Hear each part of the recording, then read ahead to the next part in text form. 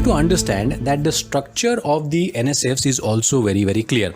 The National Sports Federation is an apex body in the country for a particular sport. Mind you, there can only be one NSF for every sport in our country as per the National Sports Code. So that means if there is a conflict of interest, if there are multiple groups running or trying to run or claiming to run that particular sport in the country, they will have to, or they will be asked to prove who is amongst them the real one, the ethical one, or the authentic one.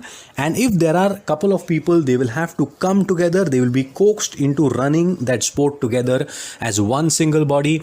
If there are any legal issues, if there is conflict of interest, they will have to go to the court of law, sort it out, and only one group which gets the mandate will be allowed to run that particular sport in the country. This is extremely important for us to understand because it really brings about the whole point that only one organization can run a particular sport in the country. Talking about National Sports Federation and their structure, it's very simple. Every sport will have a national body, but we have to re-engineer and look at it from a pyramid structure. So at the bottom of the structure is an organization at the district level for that particular sport. So for example, if Maharashtra has 36 districts, a particular sport may have 36 different organizations at the district level. They will come together in a very specified manner, form a state body for that particular sport. As per the National Sports Code 2011, the mandate is very clear that every state will have only one body.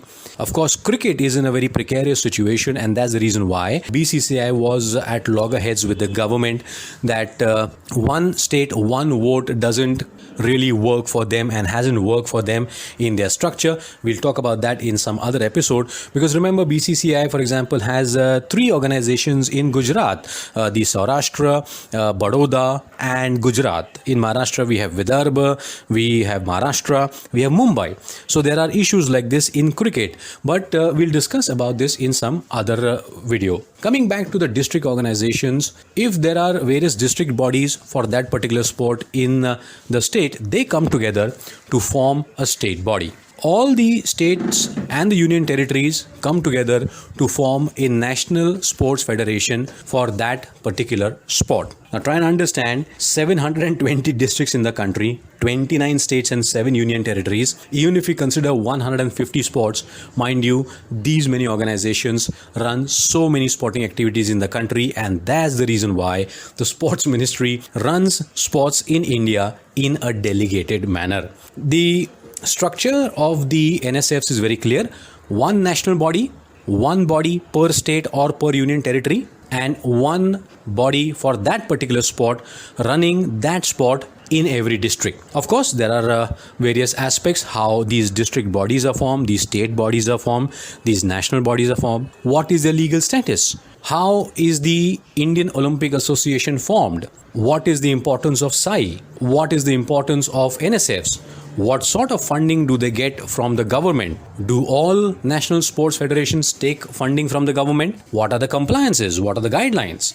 We'll all talk about it in our various episodes. So friends, so do stay tuned to the fundamentals of sports management with Pankaj Athavale. As I said, please send in your comments. What would you like to know about in sports management? Let me know and we'll come up with a video on that. Like, share and subscribe. This is Pankaj Athavale signing off.